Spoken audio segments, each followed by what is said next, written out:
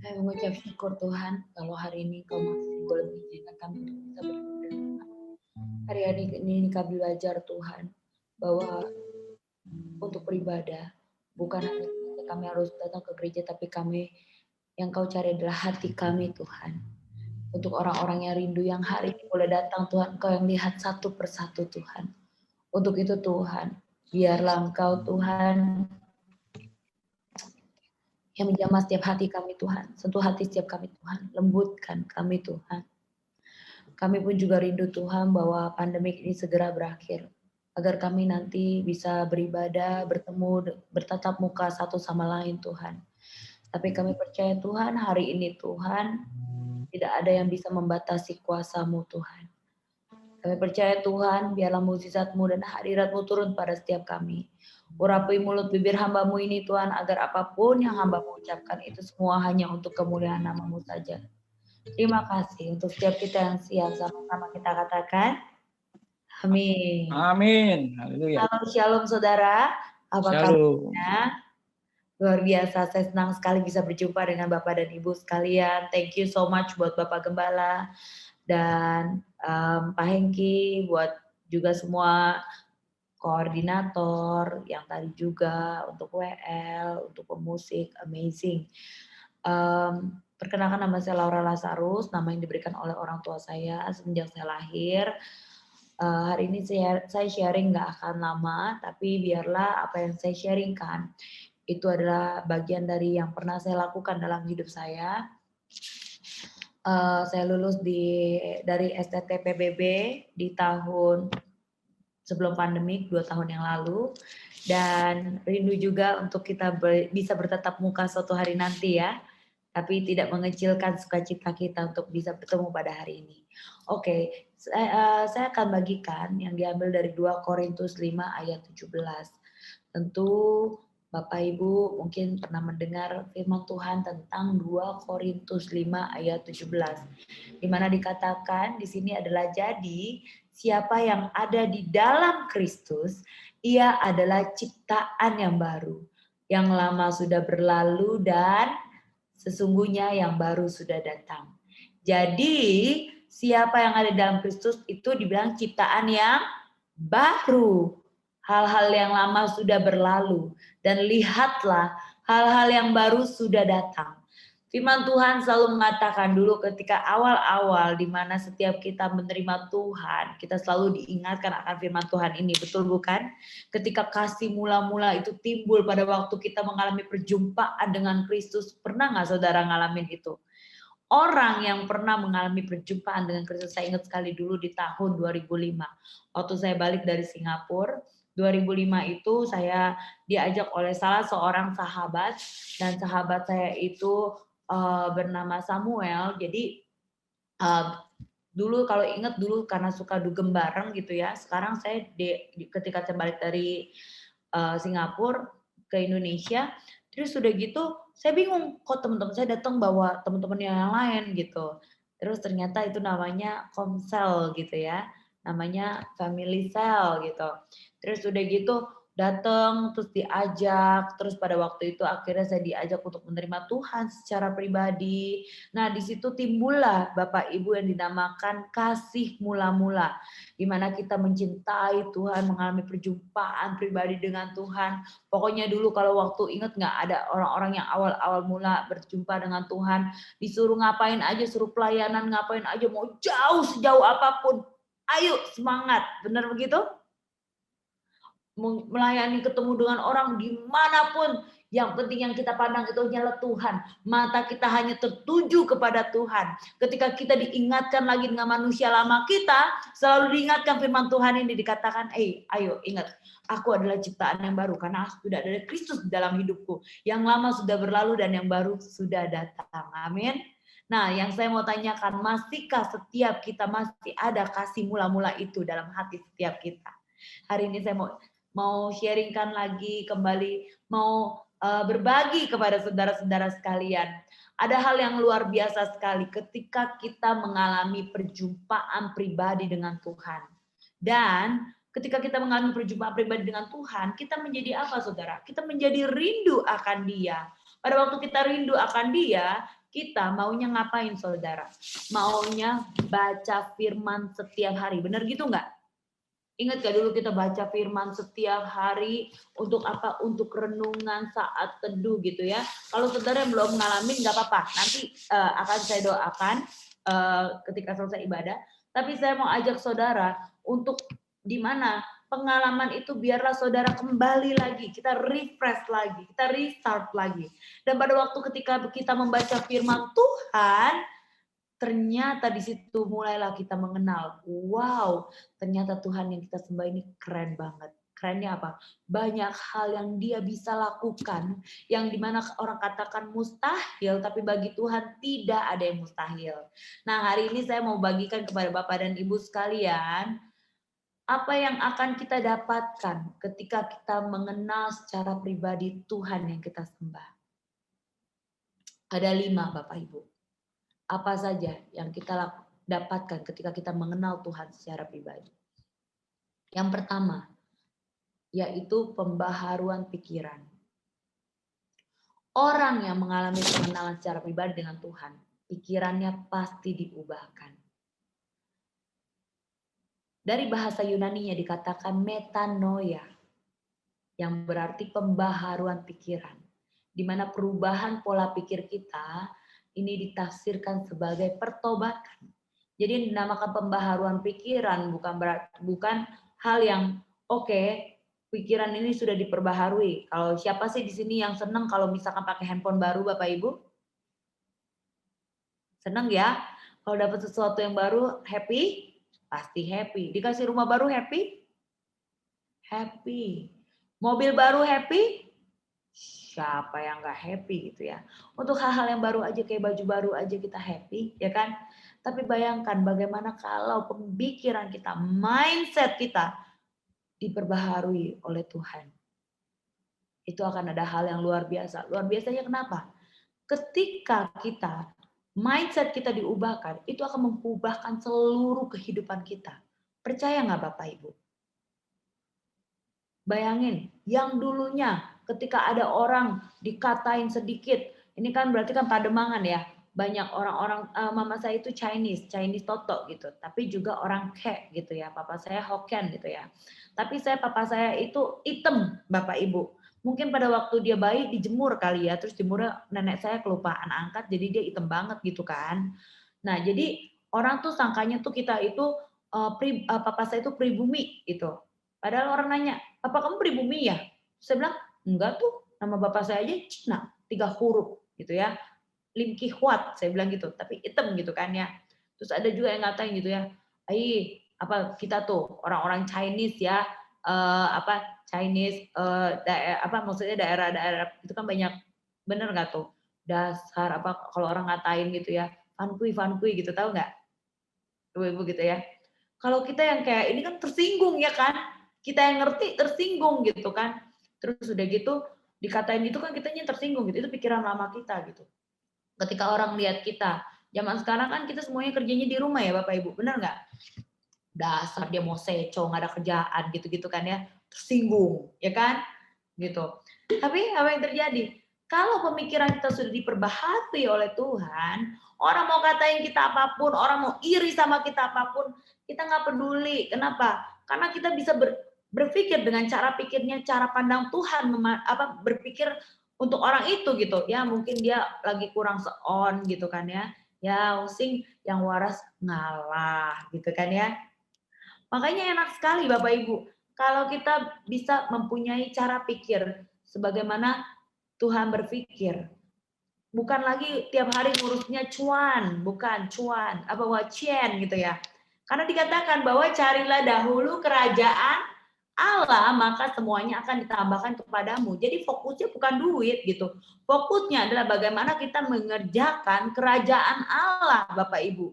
Dan kita percaya kalau kita membangun sistem yang bagus, itu Bapak Ibu, kan Anda bilang gini, jangan ngejar duit. Duit itu kakinya berapa? Lebih banyak dari kaki kita. Tapi minta hikmat dari Tuhan. Cari dahulu kerajaan Allah. Nanti Tuhan yang akan membukakan akan hal-hal apa saja yang harus kita lakukan. Ngeri Bapak Ibu, kalau udah Tuhan kasih kita kunci, itu kita berkat tercurah, itu kadang-kadang kita bingung untuk mengelolanya. Karena begitu berkat itu tercurah, berlimpah Bapak Ibu kalau dari surga. Jadi kita tuh mesti ubah pola pikir kita. Nah ini dia yang dinamakan pembaharuan pikiran, yaitu dinamakan metanoia. Jadi kalau misalkan ibu-ibu hari-hari kita gampang, kelihatan mindsetnya belum diubahkan, sama yang sudah diubah. Contoh nih, contoh ini kan ada ibu-ibu, ada bapak-bapak gitu ya. Misalkan ibu-ibu gitu kalau dikasih uang belanja sama bapak-bapak, belanjanya berapa gitu ke pasar? 10.000. Udahlah, bilang aja 20.000. Bilang noban-noban, jangan bilang ceban. Lumayan kan cebannya kan buat apa gitu ya. Ceban, lama-lama jadi cepeceng ibu-ibu, ya kan? Terus apa lagi? Itu KKN kecil-kecilan, ya kan? Nepotisme kecil-kecilan. Udahlah, kasih apa di bawah tangan. Kalau kita pembaharuan pikiran, kita tahu bahwa Tuhan yang bekerja, dia yang akan kasih hikmat. Mungkin bukan dengan cara itu, tapi dengan cara yang lebih smart. Untuk itu makanya kenal Tuhan secara pribadi. Minta Tuhan untuk mengubahkan pemikiran kita. Adalah menjadi pikiran seperti pikiran Kristus, ibu-ibu.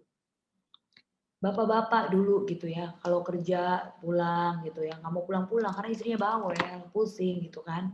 Jadi bilangnya belum mau pulang gitu kan, masih ada meeting, cie elah meeting mulu, sekarang kagak bisa meeting, ya kan rasain WFH, kerjanya di rumah, mau meeting juga nggak bisa keluar rumah kan, ya kan.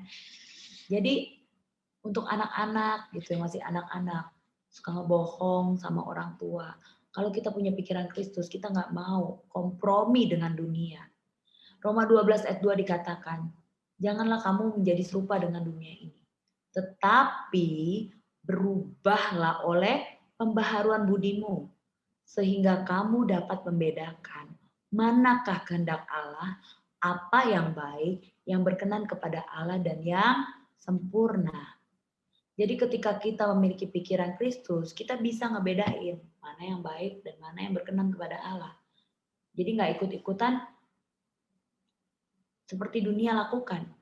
Jahat dibalas dengan kejahatan. Oh, kok dibalas dengan kejahatan? Dibalas dengan kebaikan dong. Kalau kejahatan dibalas dengan kejahatan kan dikatakan di Alkitab, di mana budimu, ya kan? Saya punya cerita, saya ingat banget dulu ya. Emosi banget nih Bapak Ibu ya kan. Maklum masih Asnawi, asli Cina Betawi, bahasanya masih Betawi banget dah ya, gitu ya. Dibesarin di kota. Ada orang dulu, bukan dulu, sekarang juga saya masih punya usaha namanya Growing Publishing, penerbitan buku. Terus ada orang yang mau bikin buku, nggak tahu gimana make it short, singkat cerita, ini orang emang udah dari awalnya udah nyusahin dah. Makanya kita kalau ibarat bisnis gitu ya, kadang-kadang kita bisnis is bisnis, pelayanan is pelayanan, jangan dicampur gitu.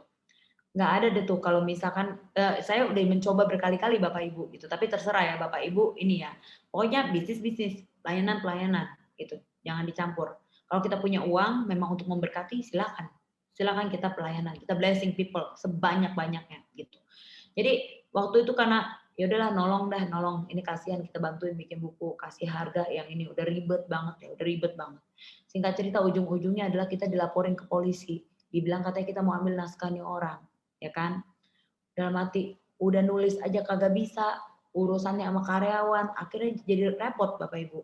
Saya nggak pernah urusan polisi, akhirnya pergi ke polisi gitu kan ya. Kalau pikiran belum diubahkan oleh Kristus, saya ingat banget itu. Kita mau balas saudara, enak aja, kita nggak salah gitu kan, ego bermain. Ini cara duniawi, ego bermain. Mana? Sini, dia pakai siapa? Orang mana gitu kan ya. Bahkan kita kan dibesarin di kota. Bapak kita juga bukannya kita ngomong apa gitu ya, kalau ini manusia lama kita gitu. Kalau misalnya sebut nama bapak saya 3 kali, emang bapak saya jin. Kalau tinggal sebut nama bapak saya, tinggal cari temennya gitu kan, abis nih orang dikepret, hancur gitu kan ya. Coba kita pikir bukan begitu cara mainnya gitu. Saya ingatkan kembali, bukan begitu. Cara main bersama dengan Tuhan bukan gitu. Kita percayakan kepada Tuhan. Biar dia bukakan kepada kita apa yang harus kita lakukan. Makanya Tuhan selalu bilang, bukan hanya saja kerja keras, tapi harus work smart, kerja pintar Bapak Ibu. untuk bisa ngalahin dunia. Kalau tidak dengan kekuatan Tuhan, nggak bisa, Bapak Ibu. Dan akhirnya apa yang terjadi? Ikutin prosesnya, lewatin prosesnya, diperes habis-habisan. Tapi selalu pertolongan Tuhan datang tidak pernah terlambat. Yang paling menyebalkan, bukan masalah, ya oke, uang dengan jumlah, bayangin, DP 20 juta, kita disuruh bayar 100 juta, gitu, emang sengaja gitu. Itu kan bikin emosi kan. Dan akhirnya apa yang terjadi Bapak Ibu? Ikutin caranya.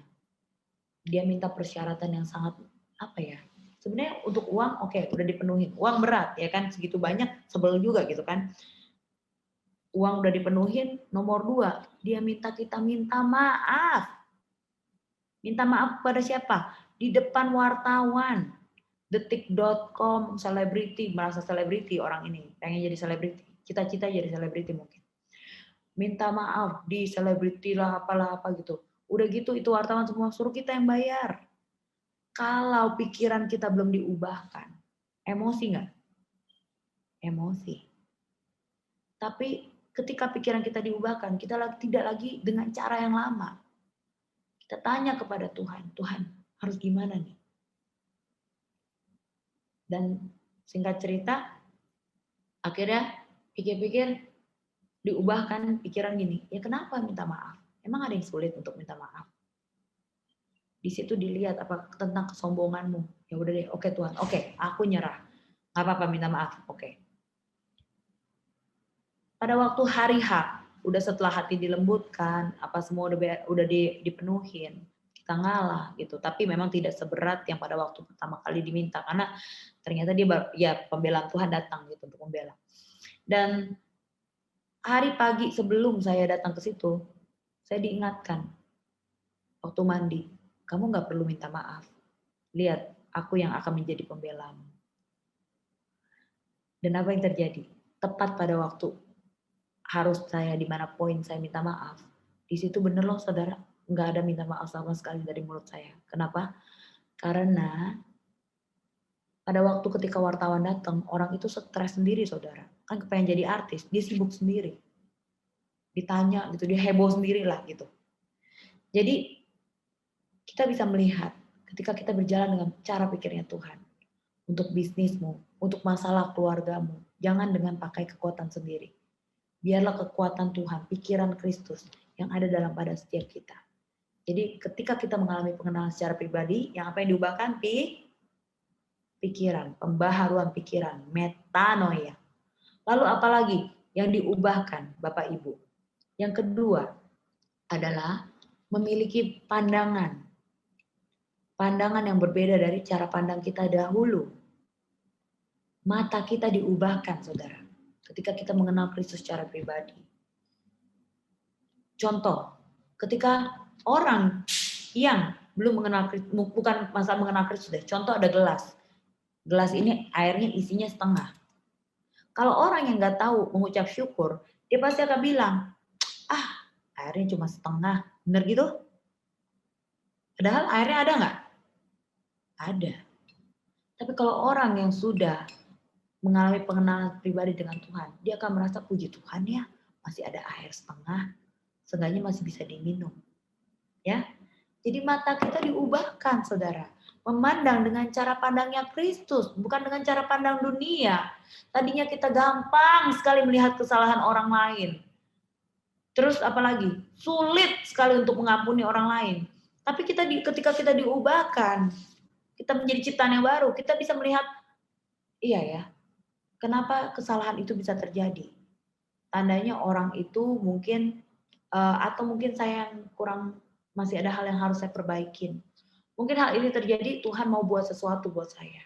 Mungkin hal ini boleh diizinkan terjadi. Jadi matanya itu bukan lagi dengan memandang dengan cara yang sama seperti dahulu, saudara. Dan Tuhan selalu berkata mengenai mata, kita harus hati-hati. Karena semua bermula dari mata, lalu jatuh ke hati gitu ya.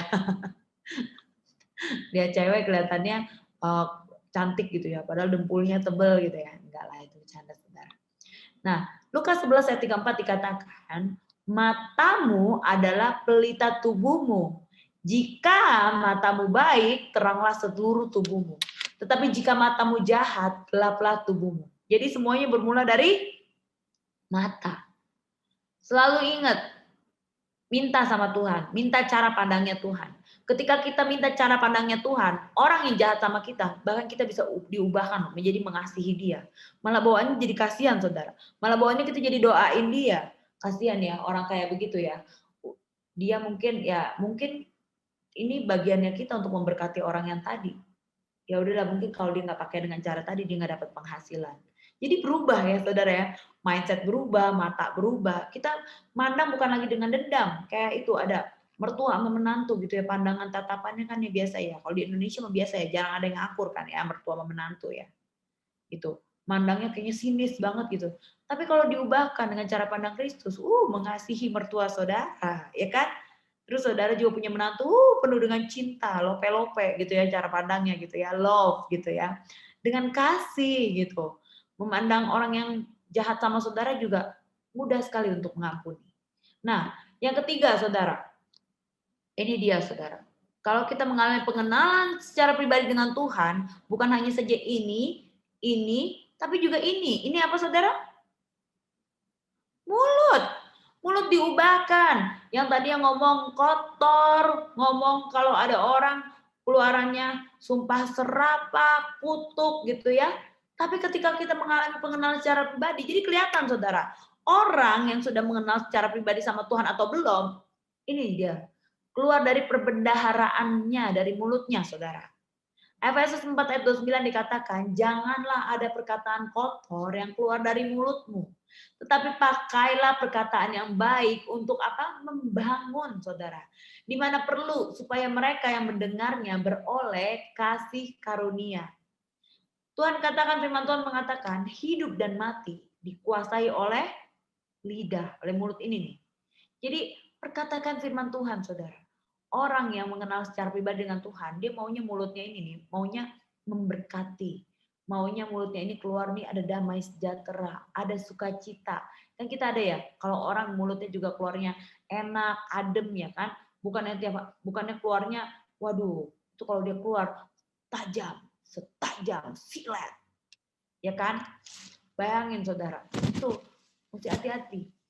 Jadi kita kelihatan orang itu dia mengalami pengenalan secara pribadi dengan enggak kelihatan saudara. Bayangin kita bisa ngelihat orang seperti itu. Orang juga bisa lihat kita enggak? Bisa.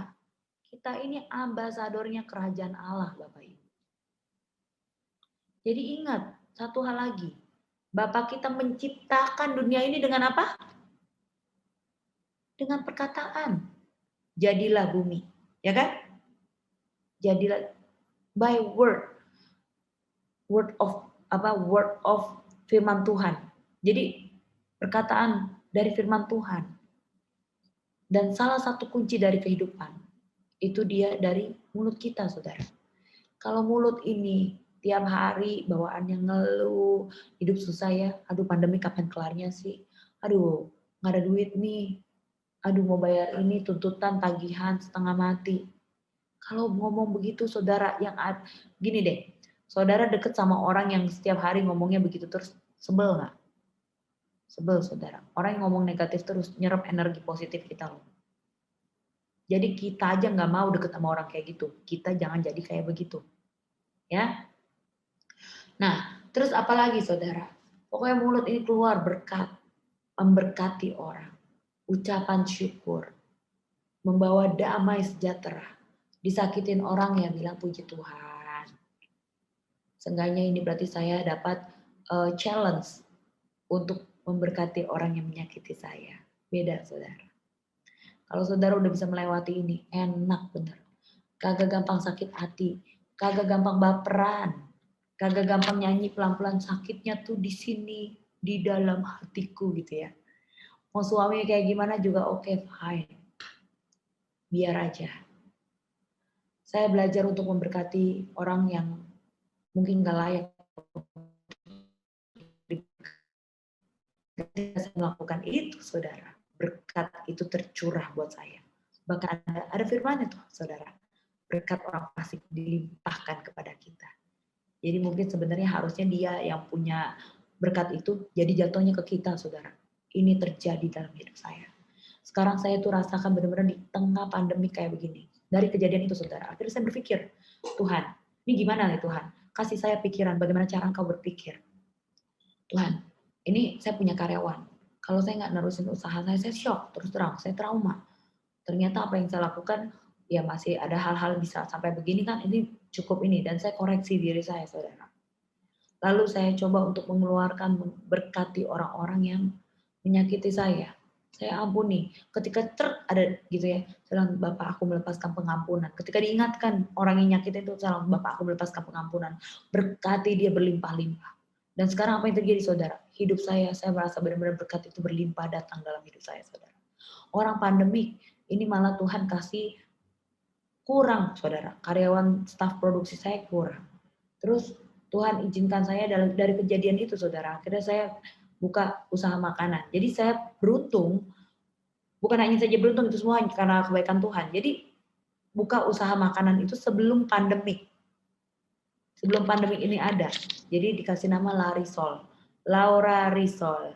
Karena yang nggak tahu kasih nama apa Tuhan, ya udah Laura Risol aja deh, gampang. Larisol singkat gitu ya. Orang-orang bilang, ih namanya bagus banget gitu ya. Dan mati, ya itu dia, minta pikiran dari Tuhan gitu ya. Udah, orang lagi pandemik saudara, kita tiap hari produksi kurang. Terus apa? Saya udah setahun yang lalu sebenarnya dikejar-kejar sama food hall, Sogo. Untuk buka di Sogo. Tapi saya masih rasa belum siap. Akhirnya satu momen, oke deh, saya siap. Akhirnya buka di Sogo. Kebayang nggak saudara? Orang di sana lagi morat-marit, usaha, karyawan lagi diberhenti-berhentiin. Ini malah kurang karyawan. Ini malah Tuhan expand kapasitas saya. Ini habis ini mau buka lagi di Arta, mau buka lagi pelan-pelan di seluruh Indonesia. Jadi kalau kita dengan cara kita sendiri, nggak bisa saudara. Hati ini, mulut ini gitu ya. Kalau nggak lihat Kristus, pikiran mata nggak lihat pikiran, nggak lihat Kristus, nggak mandang salib Kristus. Aduh, ini mulut keluar sumpah serapah beneran. Udah dijahatin orang gitu ya. Nah, balik lagi saudara. Ini dia, hidup dan mati dikuasai lidah. Jadi mulut kita, kalau kenal dengan Kristus, kelihatan dari apa yang keluar dari mulutnya. Yang keempat, saudara, apa yang diubahkan ketika kita mengenal Tuhan secara pribadi. Ini berbicara tentang apa, saudara? Hati. Hati kita diubahkan oleh Kristus. Ciptaan yang baru itu seperti apa, saudara? Hatinya diubahkan. Hatinya itu ada damai, sejahtera, sukacita, yang melampaui segala akal, akan memelihara hati dan pikiran dalam Kristus Yesus. Filipi 4 ayat 7 dikatakan damai sejahtera Allah turun atas setiap anak-anaknya. Jadi ketika kita hati ini tenang, kita mau ngerjain apapun enak Bapak Ibu. Ketika hati kita damai, kita mau ngapa-ngapain enak. Di Amsal 4 ayat 23 dikatakan, jagalah hatimu dengan segala kewaspadaan, karena dari situlah terpancar kehidupan. Bahasa Inggrisnya lebih, firman Tuhan di bahasa Inggris lebih enak lagi, saudara. Dikatakan spring of life. Saya bacakan nanti kepada saudara. Jadi kalau kita tenang, saudara, mengerjakan apapun, itu hal-hal yang bahkan yang kita nggak ngerti sekalipun, Tuhan akan bukakan. Karena dengan kita tenang, kita mengambil waktu. Bagaimana caranya kita tenang? Kita menghadap kepada tahta Allah. Karena ada lagunya tuh. Sujud di altarnya, ku bawa hidupku, ku terima anugerahnya, dia ampuniku dan bebaskanku. Jadi ketika kita tenang, di situ kita akan dibukakan kepada kita, saudara, akan apapun yang mau Tuhan katakan kepada kita. Baru dari situ, Yesaya 30 ayat 15 dikatakan, beginilah firman Tuhan Allah, yang Maha Kudus, Allah Israel. Dengan bertobat dan tinggal diam, kamu akan diselamatkan. Dalam tinggal tenang dan percaya, terletak kekuatanmu. Jadi kekuatan kita adalah pada waktu kita tenang, menghadap tahta Allah. Amsal 15 ayat 13 dikatakan, hati yang gembira membuat mukamu berseri-seri, tetapi kepedihan hati mematahkan semangat. So you have to be careful with your heart. Tadi dibilang, ibu kok tetap aja muda? Oh ya, tentu saja. Karena hatinya setiap hari jatuh cinta kepada Tuhan. Dan excited berjalan bersama dengan Tuhan. Yang terakhir Bapak Ibu. Kalau kita ngomong kata terakhir selalu menyenangkan ya. Apa yang diubahkan? Tadi apa? Yang diubahkan ketika kita mengenal Kristus secara pribadi. Pikiran. Terus mata. Terus mulut. Terus hati. Yang terakhir, apa yang diubahkan ketika kita mengalami pengenalan Kristus secara pribadi? Terakhir, saudara. Berbicara tentang perut. Nih, perut. Berdiri deh biar kelihatan. Perut. Perut kita diubahkan. Apa tuh? Kalau berbicara perut berarti apa? Dikenyangkan. Kalau perut dikenyangkan, berbicara tentang apa? Berkat yang berlimpah. Saya yakin Bapak Ibu, mengenal Kristus secara pribadi, kita akan mendapatkan bukan hanya saja berkat secara jasmani, tetapi juga rohani. Amsal 10 ayat 6 dikatakan, berkat ada di atas kepala orang benar, tetapi mulut orang fasik menyembunyikan kezaliman. Kita tentu pernah dengar, di mana berkat Tuhan lain menjadikan kita kaya, susah payah tidak akan menambahinya. Jadi hari ini saudara, kita belajar dari 2 Korintus 5 ayat 17. Bagaimana kita bisa melihat orang yang sudah mengalami pengenalan Kristus secara pribadi dan yang belum. Itu bisa dilihat dari kehidupannya. Orang yang mengenal Kristus secara pribadi, dia akan menjadi ciptaan yang baru. Yang lama sudah berlalu dan yang baru sudah datang. Dia tidak lagi hidupnya dengan cara yang sama.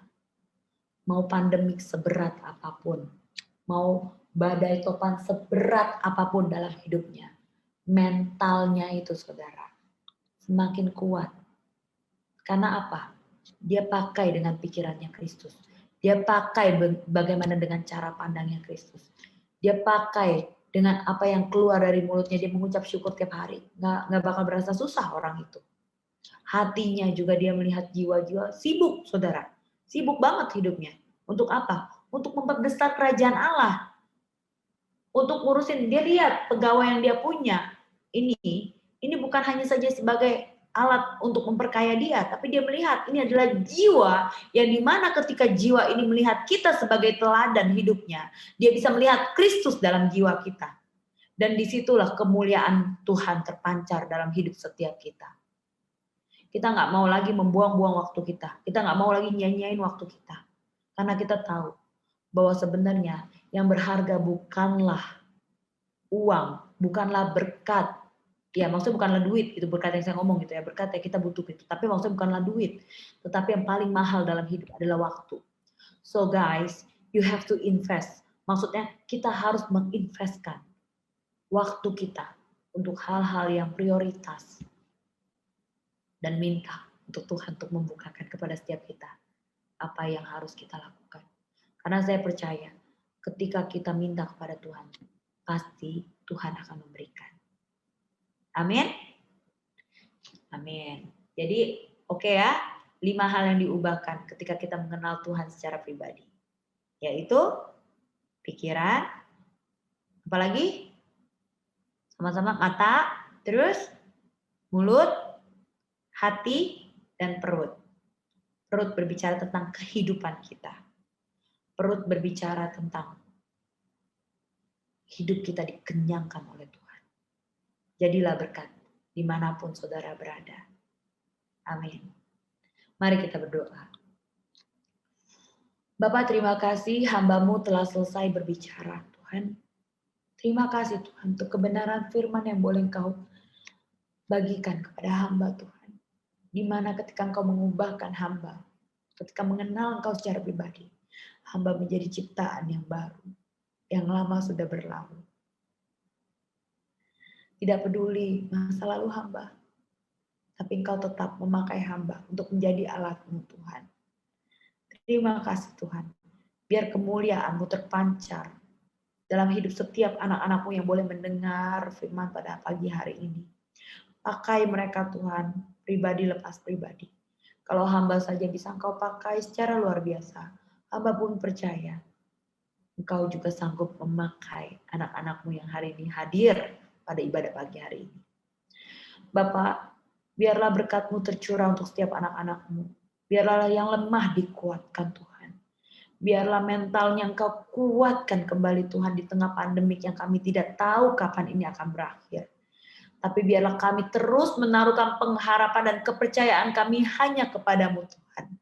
Karena Engkaulah Tuhan kami, batu karang yang teguh yang tidak akan pernah mengecewakan setiap anak-anak-Nya. Mukjizat-Mu terjadi Tuhan. Yang berbeban berat biar Engkau yang lepaskan Tuhan. Yang mengalami sakit penyakit biarlah Engkau yang sembuhkan Tuhan.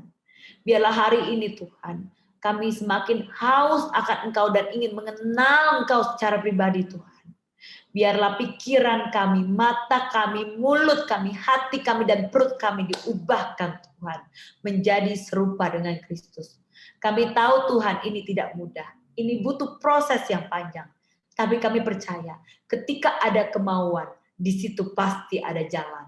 Terima kasih Bapak. Untuk setiap kita yang percaya.